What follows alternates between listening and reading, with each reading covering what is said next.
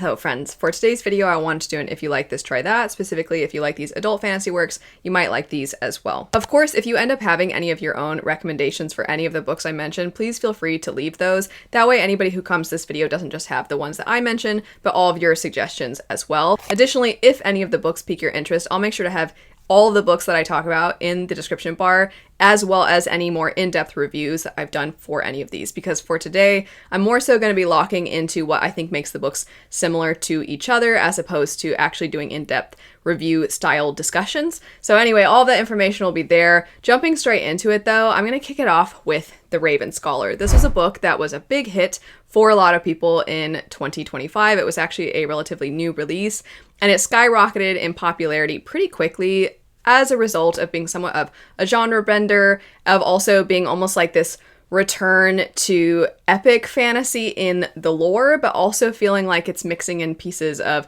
mystery and political fantasy as well. So there's a lot to it that a lot of people were really connecting with, and it's very, very accessible to a lot of people.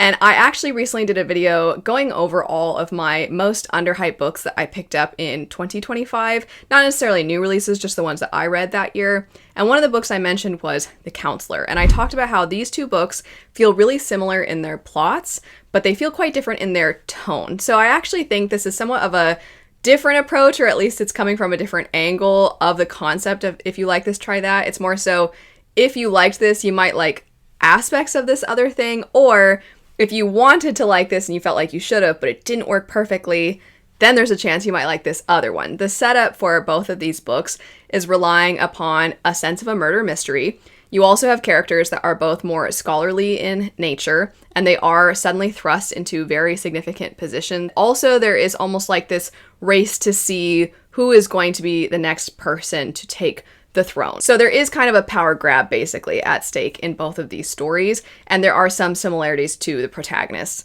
The thing that makes them different from each other is the tone. I definitely think that The Raven Scholar is action-packed, fast-paced, and I think The Councillor kind of sits back a little bit more and invites you to try to analyze the characters. They're not as in your face with their personalities the same way they are in The Raven Scholar. It's not to say that one is objectively better than the other. It really just depends on what your interests are. And the nice thing is the tones are different enough that if you do like the idea of there being a similar setup, but you don't want it to feel identical, then there's a good chance that if you like one, you'll like the other. Or if you're like me and maybe one of them didn't quite perfectly work for you, maybe there's a chance that the other one will. Next up, we have a book that I read very recently, and that would be Jonathan Strange and Mr. Norrell. And I want to be very clear that I don't know that I've read anything quite like Jonathan Strange and Mr. Norrell, but I decided as a result of that, I would mention a number of different books. This is going to be the only book today where I do give several different recommendations.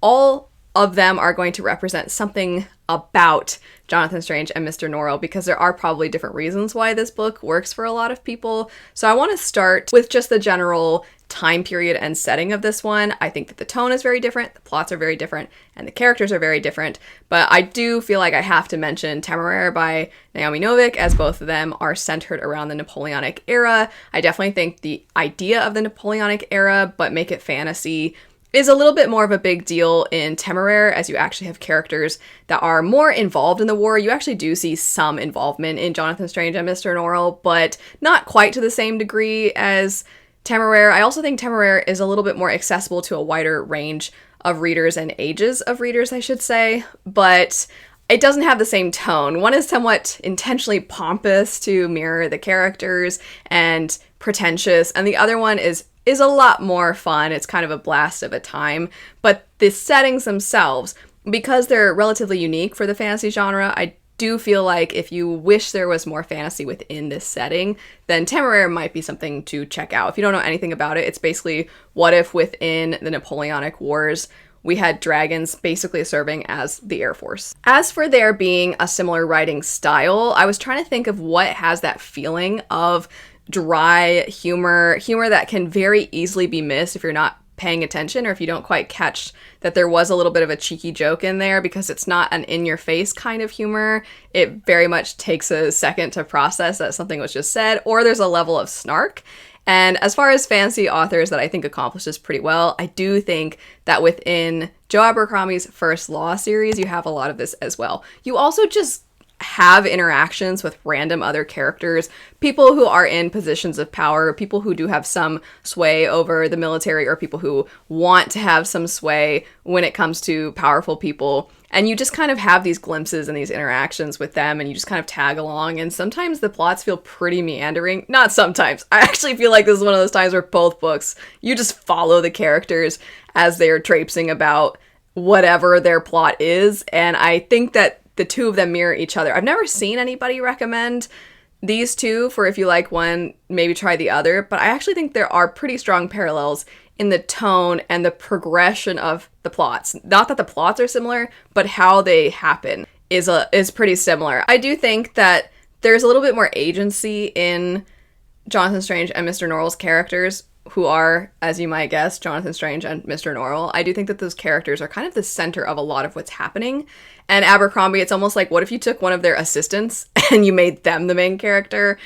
And I think that's the best way to describe the general feeling of the differences, but also the similarities between the two. Also, I would say the book Babel by R.F. Kuang, there are some similarities in the characters, that pompous, pretentious feel of them, of the setting, of them feeling like they are part of high society, but also they're still trying to impress other people, and how magic plays a role, how language plays a role, how much knowledge they have over the general population. All these things come into the picture. The main similarity, though, is I do think for a lot of the story, you have characters that have the ability to use a lot of influence and magic, and they want to use this to elevate themselves. And they don't always ask the question of what are the repercussions of this.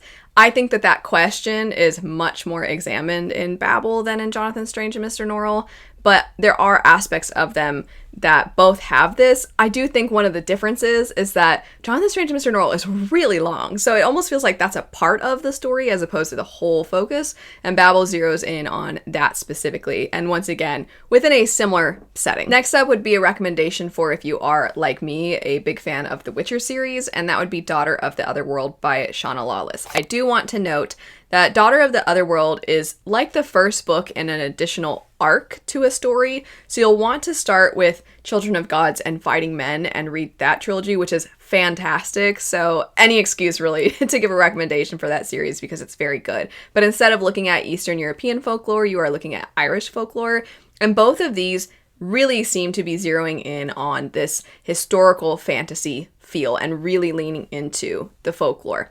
I do think Children of Gods and Fighting Men, it doesn't have as much magic and monsters like Witcher does, but I do think if you're looking for that style of fantasy, that series is going to fit that. But the reason that I'm specifically mentioning the continuation series, and again, I want to emphasize you do want to read the first series first, but the reason I'm mentioning the continuation series is because I had such strong Ciri feelings from the main character of the continuation. I also think there's another character that their relationship reminds me in some ways of Carol and Ciri, where they have this familial bond, and they're not father and daughter, but there is very much that feeling, or at the very least, protector feeling across these characters. And for that reason, I felt like if you like one, you might like the other, because I know for myself, the Witcher-Ciri dynamic is one of the things I love about Witcher. Next up, if you are a fan of Encyclopedia of Fairies, then you might like Lady Trent. Specifically, the first book is A Natural History of Dragons. Both of these have a very similar setup. The difference, I would say, is that rather than the focus of this scholarly pursuit being fae, like what you get in Encyclopedia of Fairies, the scholarly pursuit is dragons. And I loved the way that the dragons were done in the story. I do like Encyclopedia of Fairies, at least the first books, because I haven't continued on yet with the Lady Trent series. I do like the first book of Encyclopedia of Fairies a little bit more than the first book of the Memoirs of Lady Trent, solely because I just find the main character and also some of the interactions between the character and other characters within the story a little bit more. But the dragons in Lady Trent and how they're described and the way that we are really treating them like they are actually animals to be researched, and this idea of wanting to understand them more, I loved how all of that was done. If you're a fan of dragons, I would just recommend checking out Lady Trent. It also has that almost Victorian-esque feel to it also. It feels almost like we are looking at a snapshot of our own world just in a different time, and the time that we're looking at feels similar also to what you get in Encyclopedia of Fairies. This next one, I actually did like one of the books and the other one didn't quite work for me, but thematically I really liked both of them. If you liked The Everlasting by Alex E. Harrow, you might like Isle in the Silver Sea. Both of these have actually a really similar setup, to a point where when I'm describing one, I almost have to take a sec to be like, wait a second, am I starting to describe this other book? Because the setups feel so similar. The idea is that you have certain individuals who are essentially meant to fulfill roles within a certain story. The difference is that within The Everlasting, you are seeing how the same characters have their story rewritten, you could say, or redone over and over and over again to fit whatever the present day narrative demands of them. And then within Isle in the Silver Sea, you are looking at each generation essentially, or at the very least every few generations, there will be certain characters that fulfill the character roles within certain pieces of lore, and they basically are robbed of their agency and they are destined and fated to pursue this path, whether they want to or not. And you are seeing the way that these characters try to break away from that in Isles in the Silver Sea, whereas within The Everlasting, you're seeing actually pretty similarly these characters trying to break away from that, but they are trying so hard to allow themselves to choose what their story is going to be. I loved the writing in The Everlasting.